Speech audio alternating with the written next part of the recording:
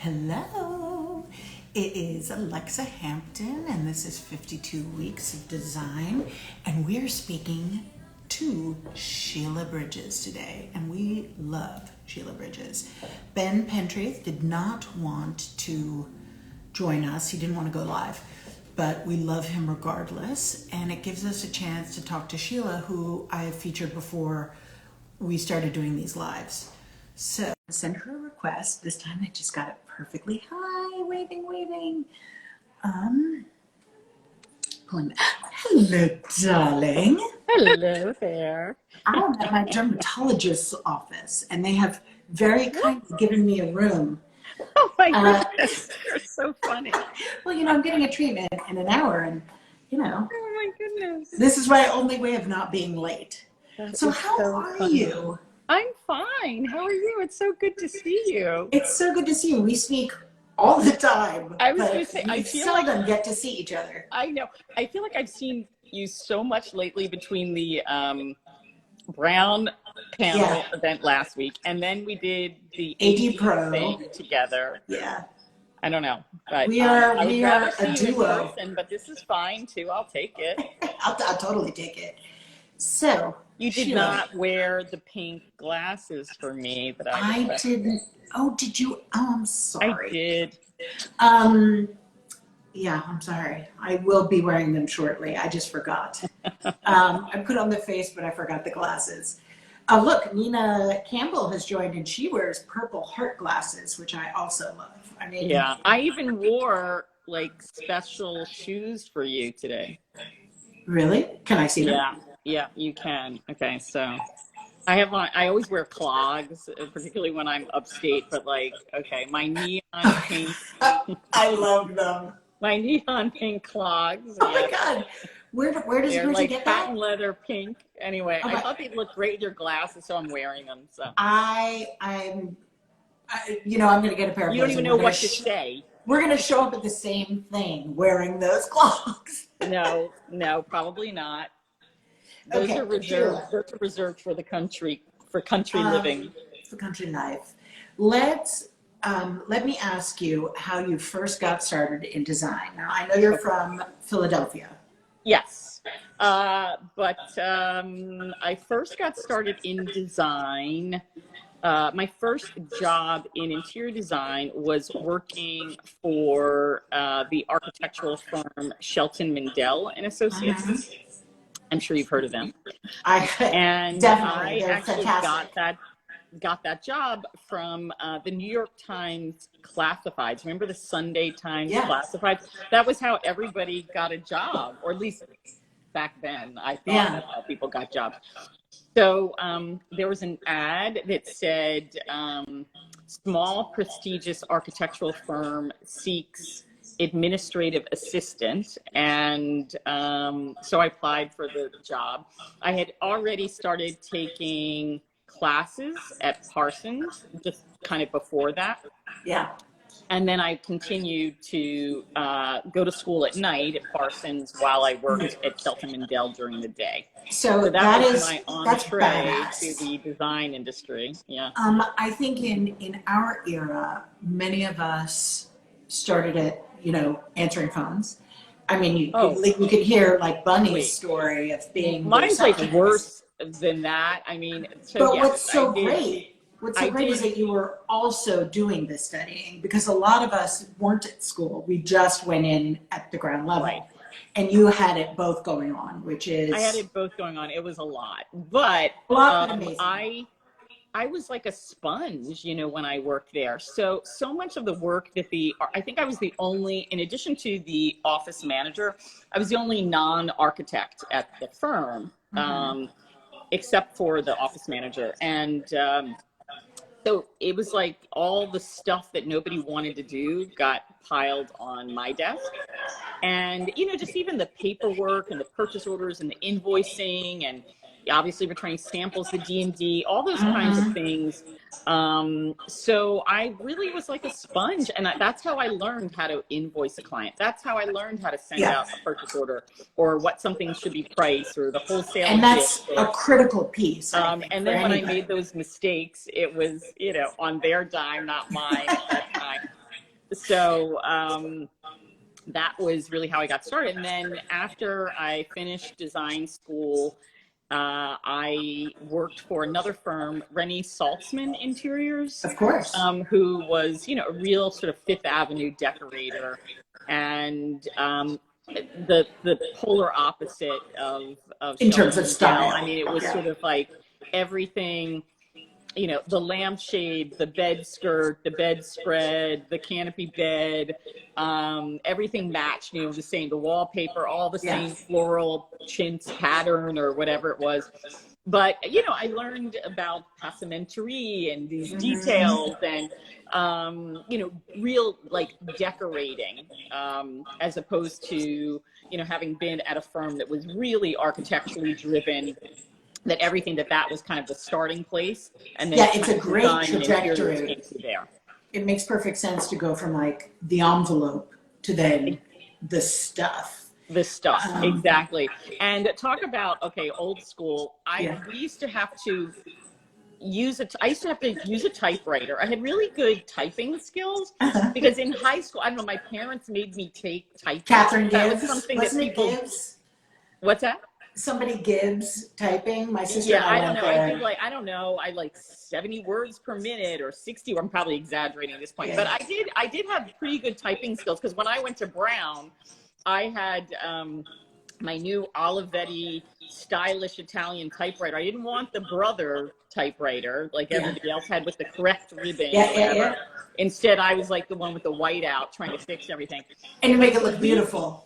We used to have to, it was so stylish and Italian and beautiful, but I had to type things on triplicate copies. So, those triplicates, like those tweets in between. The mimeograph. And so if I did a purchase order and there was a mistake, like a typo, I would have to like pull it out of the typewriter and start over and type a whole new. You were required to bring your typewriter? No. He had okay. He had a typewriter, but I'm just saying, maybe my typing skills helped get me that job as opposed to my Brown degree. Well, you got to be open or my Parsons degree. But, even though despite having those two, in degrees, I was the one sitting in the front who answered the phones and was doing like the triplicate copies or whatever, the triplicates for all the paperwork. It was ridiculous. Well, you also got to take a temperature on how people met with clients and brought them in, the presentations, absolutely. Like that stuff, getting that bird's eye view in those two totally different firms is, I'm sure, like the best education after grad. Yeah, I mean, the other thing was, I've never hired a publicist. People always find this amazing. I still, in my next life, maybe I'll come back and be a publicist or something. But, and part of it is because I really saw those relationships up close at both firms. And I had to cultivate relationships with people in the press because we physically sent everybody these packages of, the images from a project or slides or, with a handwritten note. And so I learned how to kind of like package these things and put them together. And I also, I didn't even know that was a What's thing. That? I didn't know that was even a thing. I'm like, I think it God. was. I mean, this is like the late 80s, early 90s. That was a thing. And I cultivated these relationships with all these, editorial assistants. So like, for instance, when I was at Shelton and Dell, Dara Caponegro was an editorial assistant at House Beautiful. Yeah. And she was the person I sent the slides to. So I would call her on the phone and say, did you get the package of the slides for the so-and-so project in New Jersey? And, so that's how I started cultivating relationships with people who eventually became, editors-in-chief and creative directors and it's not bad. Relationships. It's not bad to have that one-on-one. I find in other aspects of our business, like in licensing particularly, if you layer too many people between you and the goal company, you seem like precious and they're less excited, if they have to treat you with kid gloves or if they think they need to. Were your parents, I mean, I've seen the pictures of you on Easter and, it always looks like beautiful and buttoned up and like perfect. Was was your house like always appointed, and did everything look beautiful? It did. So, I grew up in Philadelphia, and my parents, we had the same house for over 50 years. It was an old fieldstone house with a beautiful, like, carriage house that had horse stalls, and it was in Philadelphia, in West Philadelphia. My parents took a lot of pride in their home and their sort of sense of style. But so we have this sort of old stone traditional house, but my parents' sensibilities were very modern. Mm-hmm. So I we mean, it posted, was the 70s, right? yeah, it was the 70s. So I have pictures, I have to post them, of our sort of sun porch or sunroom. My parents had a black baby grand piano. Both of my parents played the piano. So they had this black baby grand piano, and we had zebra flooring, like black and white zebra, and then a red and a white shag rug, So a red full, leather that's an Albert sofa, Hadley moment. like black bookcases. All my friends would come to my house and were just like, "Oh wow, your parents are so cool." It just was funny, but yeah, they That's nice though. definitely. It engages the child or the person living with them in like a house pride Oh, and there's no feeling good about question. it. I mean, I remember going with my father to, like, Van Sciver and Sons was like an old Philadelphia company that sold furniture. When he would pick out, they'd pick out things. I remember being called in the dining room and they were picking out fabrics for their dining room chairs. And I chose a wallpaper that I convinced my parents to buy, and I actually helped my father install it. We did it That's so great. ourselves, and there was like horrible like seams separating and glue, because where I, of course, was tried to be helpful, which was not helpful at all. You probably know more about hanging actual wallpaper than a lot of us, right? Because Yeah, you from that experience. So exactly. they were both into pretty design and Absolutely. And yeah, it's saying entertaining. I mean, I've post a coached. sunroom from Jane Dagny. Exactly. And my parents loved to entertain. They sort of had what, at that point in time, I don't know, this was just their friends coming over, but what people refer to as sort of salons, or, Uh-huh. where, my aunt would play the flute and somebody would bring their guitar and my mother would sing, and, my father would play the piano, and then I would be serving like pigs in a blanket, or cheese and Deviled eggs. crackers, and like not making cocktails, but like Yeah. handing you the cocktail. My oldest friend from Philadelphia, we were laughing the other night talking about our fathers, and I was like, do you believe that they used to have these pinochle games where they would play cards on Friday nights, and the room was filled with cigarette smoke, and it would be in our basement. And literally, I was like, Sheila, go downstairs and see if they want, whatever. And Yeah. I'd go down with like the bowl Go of get me a chips scotch and or water, Sheila. whatever it was. I don't know. But anyway, that was sort of my childhood. So I don't know how Well, buttoned up, but they definitely cared about furniture and style and all of that. and that definitely makes me think that that you felt the connection between happiness and one's surrounding. And it Absolutely. also just the fact that they're on the porch or in the basement in the card room or whatever, also the amount of space that can be used to live your life. Yeah. So it doesn't surprise me at all that you would. Well, what did you study at Brown? You didn't study. No, I was a None of us sociologist. studied it Yeah, because they don't offer well, it. they didn't have design at Brown. Yeah. And I was too intimidated by RISD and figuring that whole thing out. I used to spend a lot of time at RISD, but not taking classes. It was sort of after I graduated that this program Right. worked the way That's that even after I graduated too. That they did not have this double program. yeah. But I'm glad So we got a great education for ourselves. yes, we did. So I was a sociology major, which in retrospect really does make a lot of sense, kind of this sort of study of society, of culture, of people's behaviors and norms and social habits and all of those kinds of things sort of makes sense. But I took classes in literally everything from comparative literature Sure. to Italian to French, all sorts of whatever, Yeah. and whatever I was Just interested in. life I was trying to get a liberal enhancing. arts education. Yeah, I'm totally down with that. And you ended up going to Person, so there you go. Yes. Like I did the same thing in terms of like variety of courses, knowing that okay, I'm going to do the other stuff at grad school. So was it Parsons that brought you to New York? How did you end up in New York? Well, I always wanted to live in New York. I didn't want to Really? stay in Philadelphia. Yeah, it was just one of those things. I don't know that you want to live in New York. I think, I was always watching, oh my goodness, my puppy now is starting to bark. I always watched SNL as a kid growing up, and now it's like this high-pitched bark. I don't know if you can hear it, but anyway, I'm just going to try to like ignore him. I commiserate. I used to watch SNL, and I was just like fascinated with New York, and thought when I grew up I wanted to live in New York. And then I think Brown further reinforced that idea. And then my first job out of college was in New York. It wasn't a job that I wanted, but nonetheless it got me to One needs a job, yeah. And it was a job, and it had a paycheck and health benefits, so my parents were very happy about that.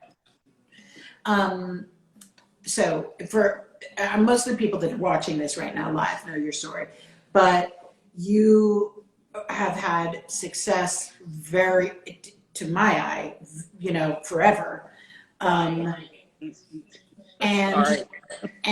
part of your success, besides being a fantastic designer, is the intellectualism that you bring to what you do. And I know everyone associates you with Harlem 12, and I am a huge, and it's your handle, and we all love Harlem 12. Right. And I want to talk to you about how you developed that. But of course, like, you are not just Harlem 12. You have been voted best designer in America by CNN or Time Magazine, like crazy things. And it's been that way for a long time. So I want to talk about Harlem 12, but I want you also to talk about all these other things that you do that are not. Sure, absolutely. So is the barking, is this like making us all crazy? Did everybody hear this? Oh my gosh, he's making me crazy. I'm almost tempted. I'm tempted to like let him out, but I think it might get worse. I think he might be worse. It's nice. It makes us. We're like. I'm just going to leave him back there. Anyway, yes, and your TV show. So I think, for me, I didn't really have the luxury of just knowing that there would be like money there. There was no like backstop. There was no another no plan. Safety net. There was not like a plan B. And so that was part of the reason why my business very early on was really, I tried to sort of diversify it. And I don't know, I mean, I think I was aware of it, but only now does it really make sense. So, the idea was, okay, because as you know, our business very closely follows the economy. If things are not great financially with this, with my client business, okay, well, if I write some books and if I have a television and you have two show, to your name, don't you? Yes, I have 2 books, right, correct. Are you working on a third? No. It's just so much work. Well, so here's the thing. And your 2 books are very different. It's a lot of work no matter what, but I am, the kind of person, like, literally, I wrote every word of my books. I'm like looking through the lens and the camera. I mean, so it's so much work. So you're batshit crazy control freak. I am. I admit it. I am. It's true. It's awesome. Look where it's gotten you. What's that? Good thing. Look where it's gotten you. It's worked for me. I mean, I think a lot of designers are kind of that way. But so, what was I saying? That you're diversifying. Oh yeah, so diversifying my business. So yeah, so it was about like trying to design product. It was about writing books, having a television show, having all these different kind of revenue streams, because there were times that things were really, really tough. And I remember, particularly after 9/11, I mean, so here's the irony, and this is, how things, of course, work in life. I was, voted or whatever it was, by CNN and Time Magazine, America's not saluted. You were honored with it. Whatever that was called. Yeah. But, I don't really, doesn't really mean that much. But at the time, it was it seemed like a big deal. It was a big deal. Totally. It is. But that was 2001. And so that came out on the newsstand. So CNN did, it's like followed me around for days. And that aired on like a Sunday night. And then the magazine dropped, and it was America's Best. And I think at that time, like Julia Roberts was America's Best actress, and whoever was the best in whatever field. And so that hit the newsstand on September 10th, 2001. So instead of being able to kind of ride that, and what that meant for me, I think I hadn't taken a vacation in like 5 years, because all I did was work to try to build my business. That got taken, and then 9/11 happened the next day. So that got taken off the newsstands and replaced with, of course, horror shows. And obviously, it's like I suffered the same way that most New Yorkers did, living in New York, knowing people who died, just, that whole experience. So not only was I sort of mourning all of that, kind of after the fact, I started almost mourning the fact that here I had worked so hard to try to make a mark. What's that? To make a mark. To make a mark, and especially as someone, in an industry which, there were not a lot of people who looked like me, and to sort of have this kind of accolade, and then it was gone within 24 hours. And yet, yet, that is a calling card forever. You get to own that label for your whole life. And I think it's badass. Sorry, we cut off as I was getting a phone call. But so that I was telling you were a badass, and that you get to own that title forever. Oh, thanks. In your obituary, that will be, that will be. It's an exciting thing to have. Yeah. So but it was like, I'm not going to bring that up to anybody, because. So now I kind of use that, in PR or in press, but at that time it just was inappropriate, and nobody cared. And who could care given what really was going on and happening at that point in time? But it was devastating for me, because I suddenly lost all these potential jobs that were on the table. And I'd worked so hard, and then I got my television show. I had to lay people off from my office, and it was just like a horrible, horrible time. And then that's when I started doing television, again, trying to make up for some of the financial losses that I suffered right after 9/11. I did TV for 1 year, and I banked, put into savings every single paycheck, and same thing. I was like, you get nervous about how you're going to cover all of your expenses. Always good to have a side hustle. I mean, many side hustles. Many side hustles. So when did you write your first book?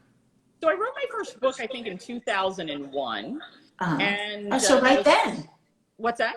So right then you were writing. Yeah, right then. So 2001, and it was called Furnishing Forward.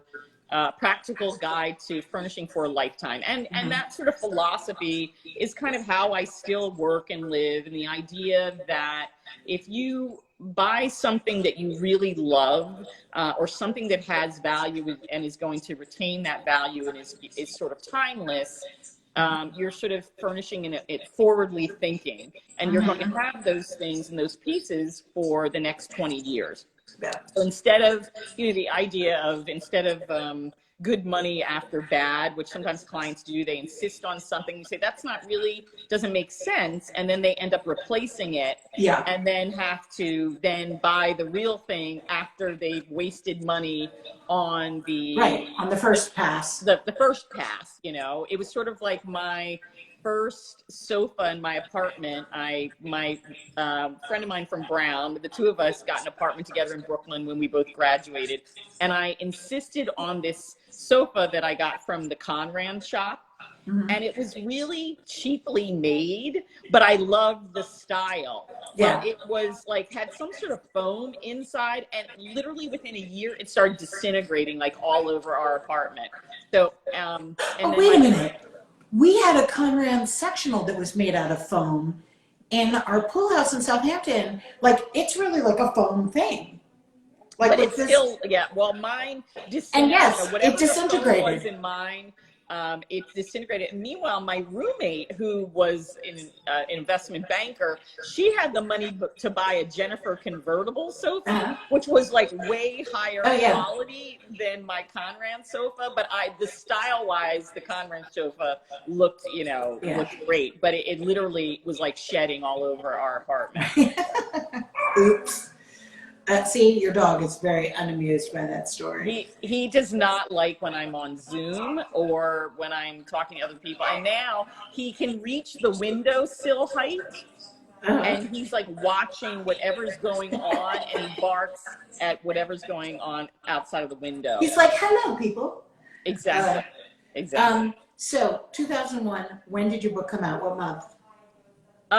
Well, I guess it came out in the spring, or maybe it was the spring of 2002. I just remember kind of when I was writing it, and I think I was writing in 2001.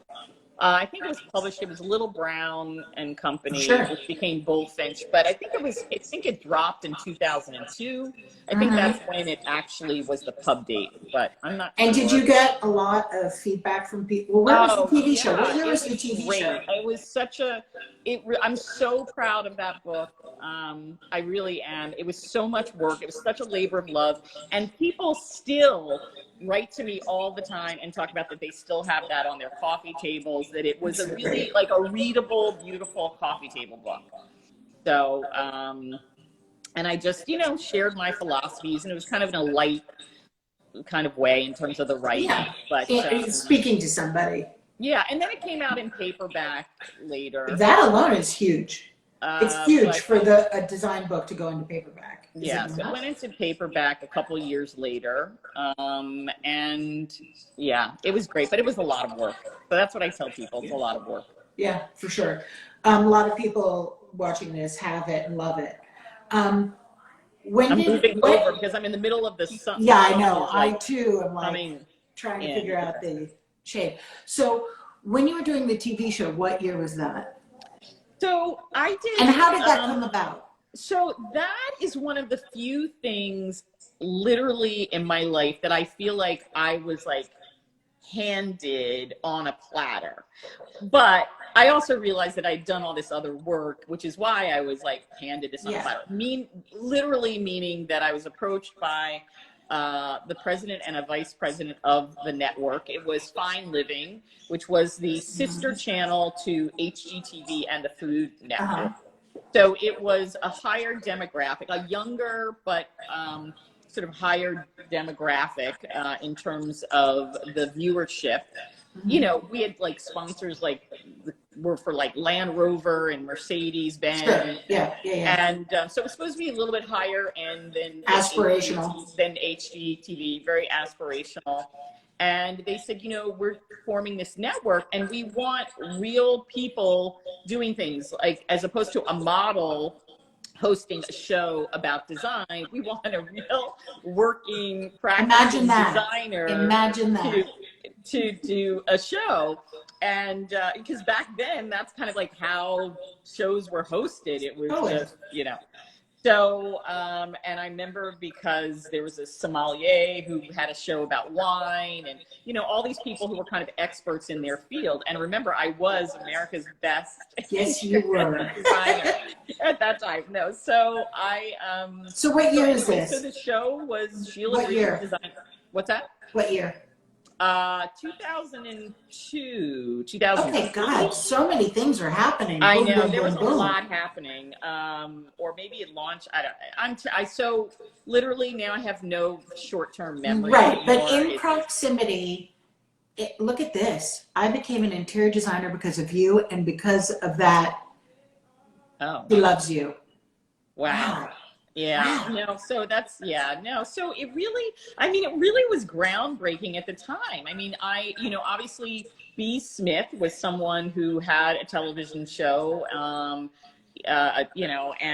but it was more, I think, entertaining. But I really think I was, certainly the first Black designer who had, their own television show, and it lasted 4 seasons, and it was extremely popular. And we basically, the cameras just followed me in my life, and we would interview people wherever we went. So if I was in Miami, I always would stay at the Delano, and we interviewed Kate Stark, and we'd cover the design So district and cool. Art Basel, and all these things.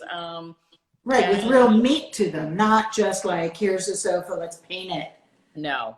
So we were interviewing working designers, architects, fashion designers, landscape designers, artists, makers, anybody who's kind of like in the space.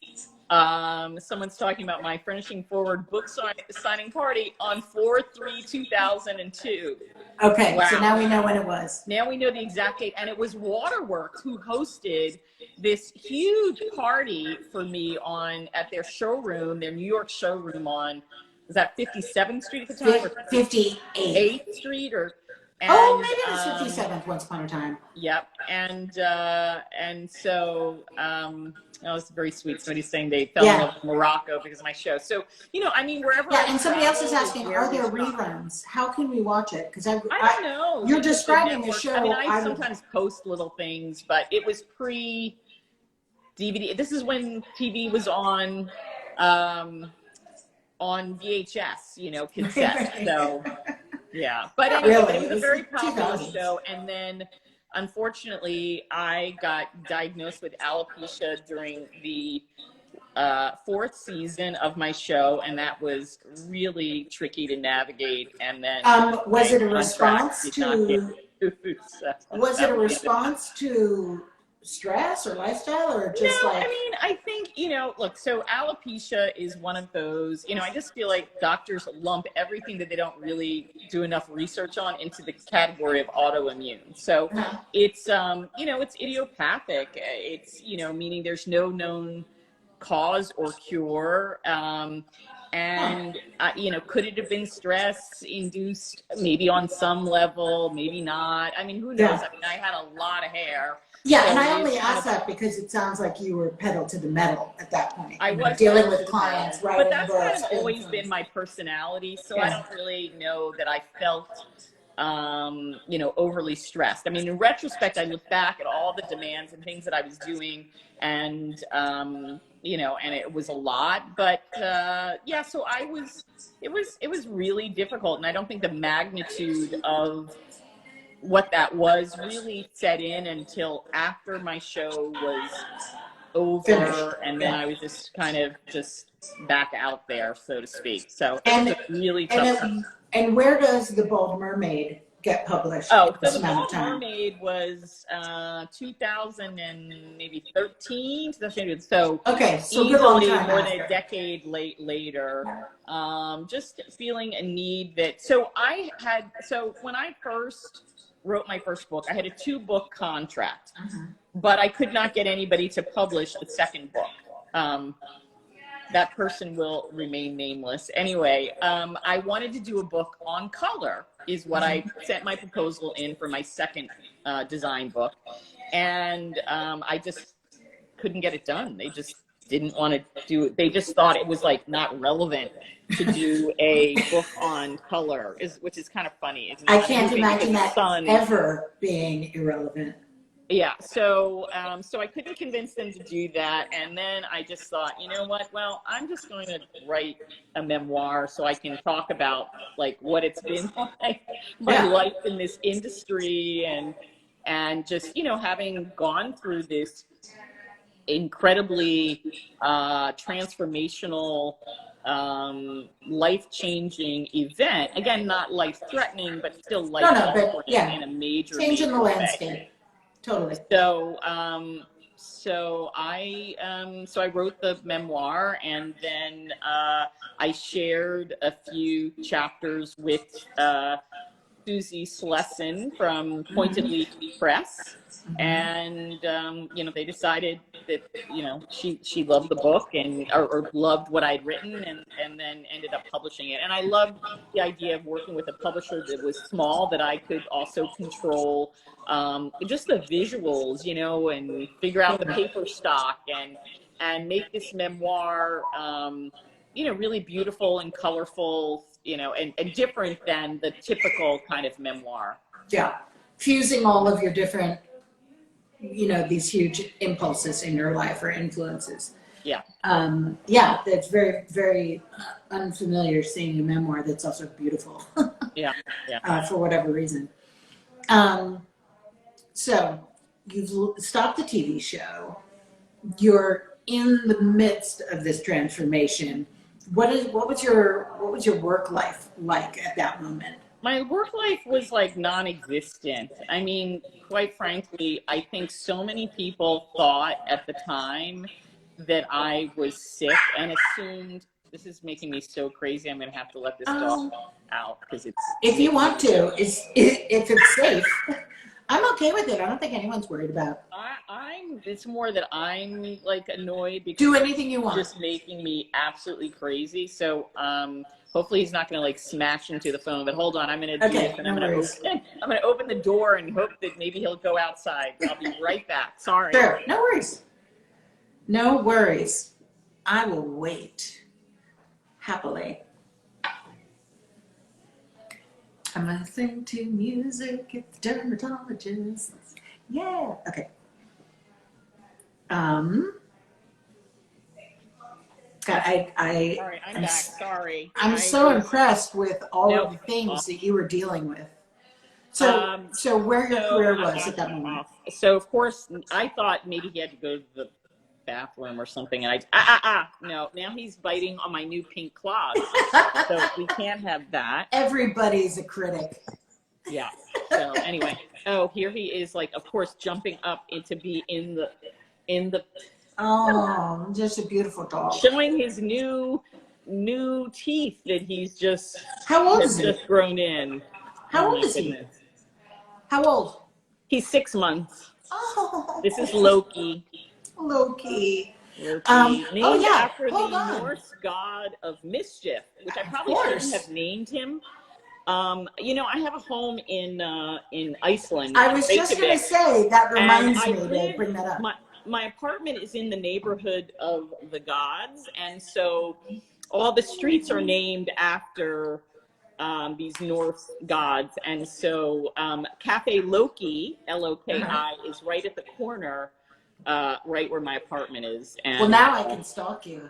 Yeah, exactly. And so how did you discover Iceland? Because that's a pretty extravagant place. Not your country house. Well, not really. It's just not. I mean, it's just like I rarely do the typical thing like, the pied-à-terre or whatever. So I always, a little off the beaten track, and so I went Iceland. So I love to travel and always travel for inspiration. And it was a place that I went that just really spoke to me. I think it was just the landscape, the people, and it's actually a lot closer than people realize. It's like a 5-hour flight from JFK, and it takes less time than to get to LA. And so that's how I, made my way to Iceland, and I just kept going back and going back and going back, and then for some reason I decided to get this plant roots. Do you have horses there, or did I make that up? No, well, I ride all the time. I have horses here in New York, in upstate. I mean, in Rhinebeck. Right. I used to have them at my property when I had a farm in Germantown, but now I downsized when I built this house, and so having horses have room for horses here. Yeah, having horses is quite a lot. Thing. Yeah. So, what do you think about the last 5 years of your career? Because I see you everywhere. I mean, whether it's the cover of a magazine, or I see your work everywhere. Oh, well, wait, and we haven't talked about Harlem 12. When did the eureka moment come? Because it's so smart. So the Harlem 12 came about. Okay, we have to stop this here. You may have to stroke him for the rest of this. Well, it's like he's so intense. It's just about the attention right now. It's just playtime for him, and I've run out of like peanut butter filled columns and things that normally would occupy him. We're out of that. So the 12, let's see, the 12, I think I created in like 2006. Mm-hmm. So that's also been a long time. But wait, the TV show ended in 2004 or 5? Yeah, I keep myself very busy. I sort of think now, this is probably why I'm never got married or something, because I'm just always too busy or something. I don't know. I just always have a project. I'm very project. My parents used to talk about that all the time. Very project oriented. I love a project. Sheila's got a project. I love a little project, except I take on too many projects. So, well, says nobody. We love your projects. All of your fans love you. Your projects are epic. I love French. I love France, and it's a place that I visit a lot and have always traveled to. And I always have loved French toiles. Whether it's a wallpaper or fabric, just think they're fabulous. Yeah. But when I was looking for one for my own home, there was nothing that spoke to me. I just kept thinking, this is lovely. This might be nice for a client, but this is really not what I want. Yeah, I don't want a goat and a woman with a parasol. Right. Exactly. This is not what I want for my own home in Harlem or wherever. And so, I decided, okay, well, I'm just like most designers. If it doesn't exist, we just create it, And the other thing is that toiles, historically, have always told story, and and usually French toiles, of course, tell stories about everyday French life or pastoral sort of country life or living. And so I decided to, of course, there's a twist to my toile, and that I decided to make it about stereotypes about African Americans, but also at the same time, I wanted it to feel celebratory. So, toile, right? Not a derogatory. Toile, of course, just refers to like linen cloth. It really refers to cloth, is what the definition of toile is. But Jouy is from Jouy-en-Josas region, right outside of Versailles. But the Latin name, I mean, I think it's connected. You probably took Latin, but is joy, is the word joy. And so I wanted it to feel joyful, as well. And because it is, in addition, you look at it and it's beautiful because it's a proper toile, but then you look at it. Yeah, and then you really read. Exactly. That's when your subversive Brown University set comes out, because it is an indictment and a celebration at the same time. Yeah, there you go. Well, which is a tricky. Yes, it is a tricky. But it's tricky genius for sure. And it's just but that's kind of how I approach a lot of things. Look, I can't share a lot of my personal and political views on the regular design jobs that I do with the clientele that I have, but I can do them, in wallpapers and fabrics. And so for me, wallpapers kind of become this artistic medium that I love to work in. And that's kind of what I do, and that's what the toile was. And I also love the idea that so much of what we do is for this exclusive group of clients. And by designing products, and I'm sure you feel the same way, your design vision now has a broader reach, right?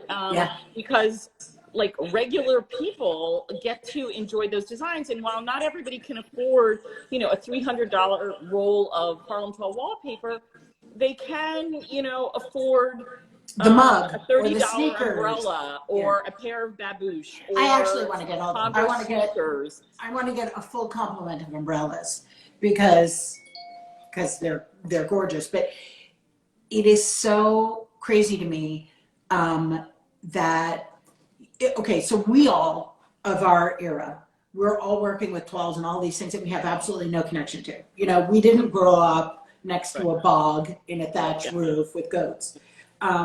It is borrowed culture. And I mean, obviously, if you're a decorator or designer, that is a-okay. You know, you're evoking something.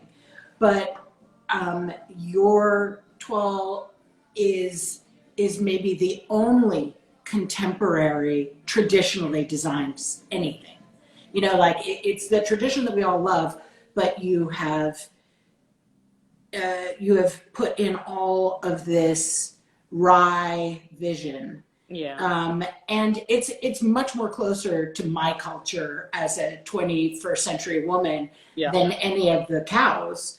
And it's just really and cool. The parasols. Yeah, and it's got a city element to it. So and obviously it's my city as well. Right. But I love, people think of contemporary or something that's being designed in the moment as being a very specific aesthetic.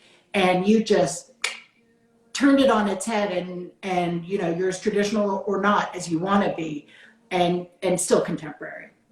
Well, thank you. I appreciate that. I mean, So cool. If nothing else, it should help begin a dialogue. And I think that's also why now, it's kind of had its own Harlem Renaissance or something, because, I think you may not, love the toile, or that may not be your thing. But, if you take a look at it, perhaps you can have a conversation about what's in there and what you see, and imagine that there's, I feel like so often our stories are not told, and so it's like, who else is going to tell my story? Nobody else is going to tell my story. They'll get it for wrong. me. So that's why for me it's important and to share. Even so, it's not your story. Like, it's not Sheila running around, but it's I don't know, it's amazing. Whatever word I'm trying to retrieve is not coming, but it's really, if anybody hasn't actually looked at it. Forget that unfortunately, this story is an American story. I mean, people like to sort of differentiate and say African American or,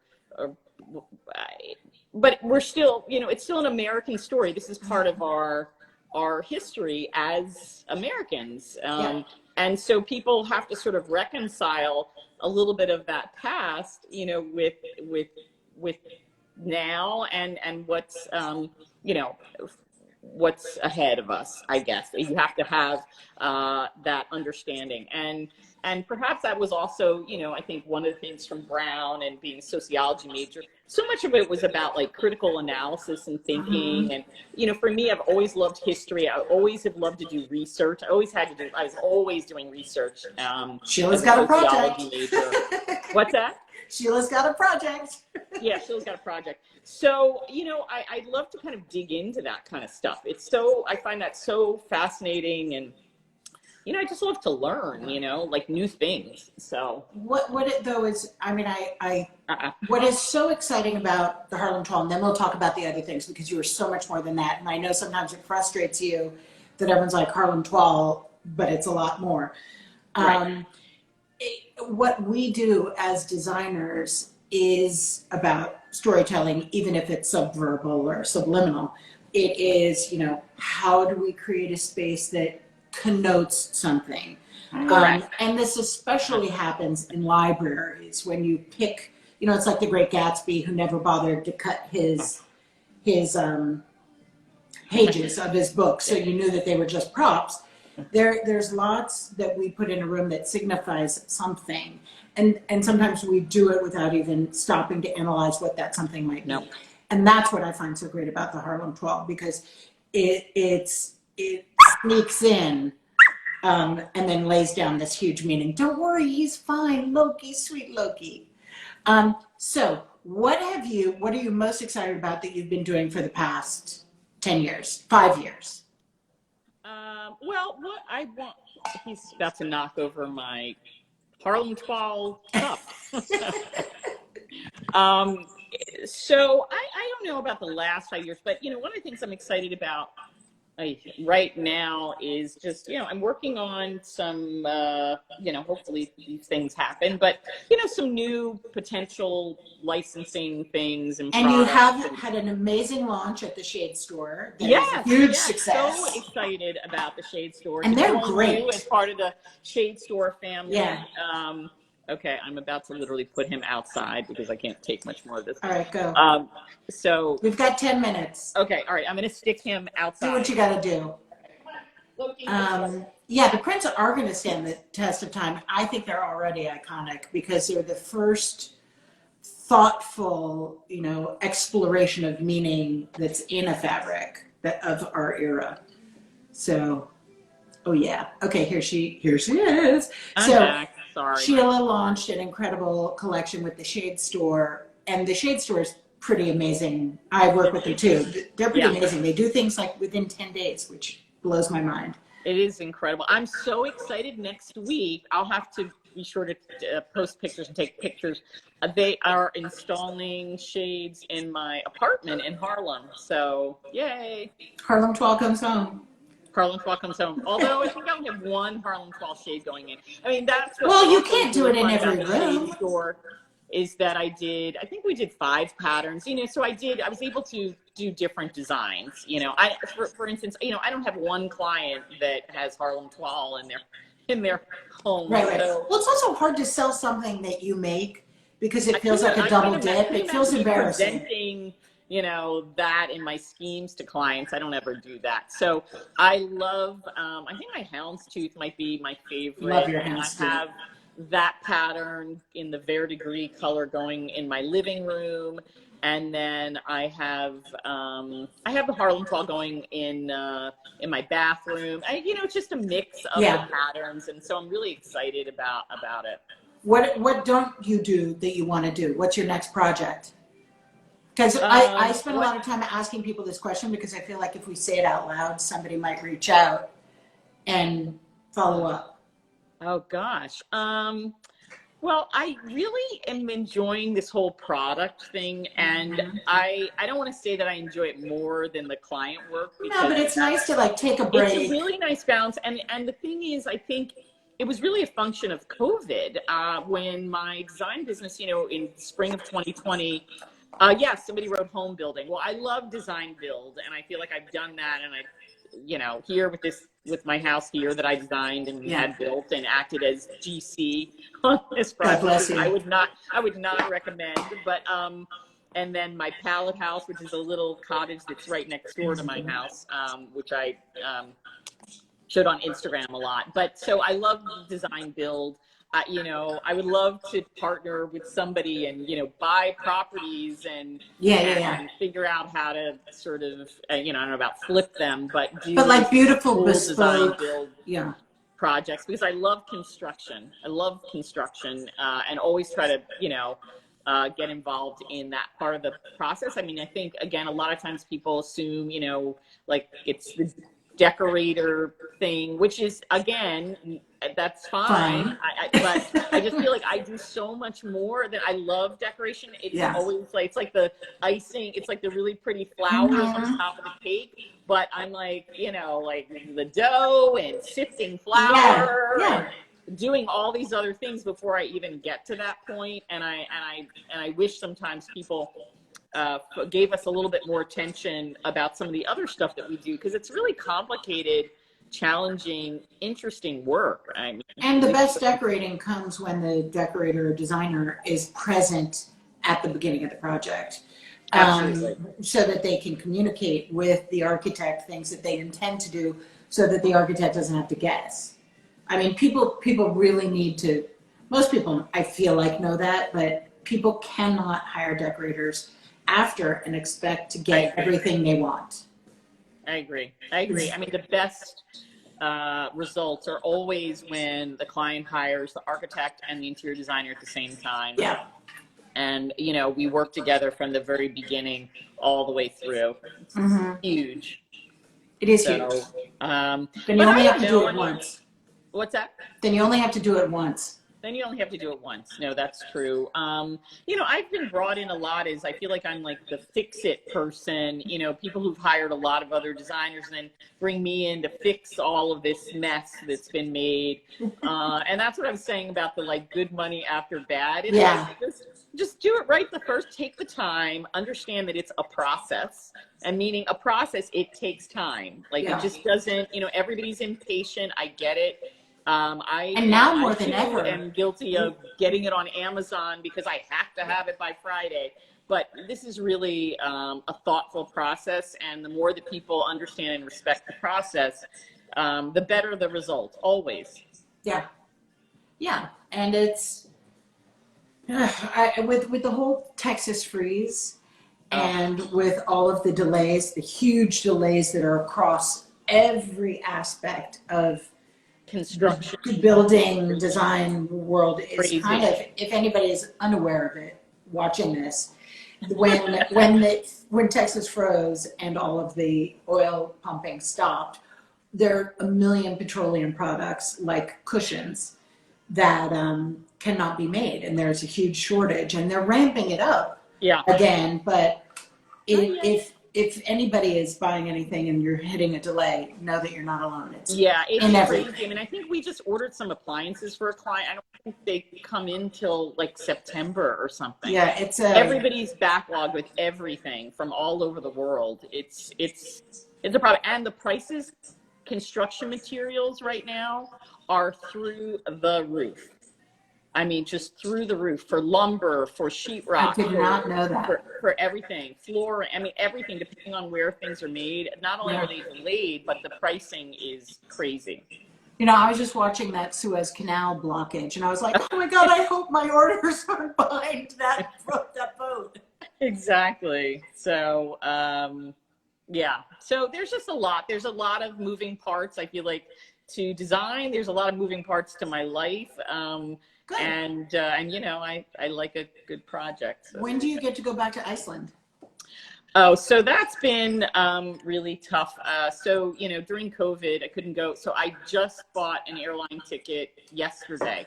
They are now opening. Yeah, the country is open to people who are vaccinated. I am fully vaccinated at this point. Cool. And so I bought a ticket. So I will be going in May. I'm going to have things. Do you have jobs in Iceland? Do they realize who they have living amongst them? It's funny. I was on an Icelandic television show about my design work, and I actually came over to New York and shot me in my apartment and then my place in Iceland. And I had one potentially like big design project, but it fell through.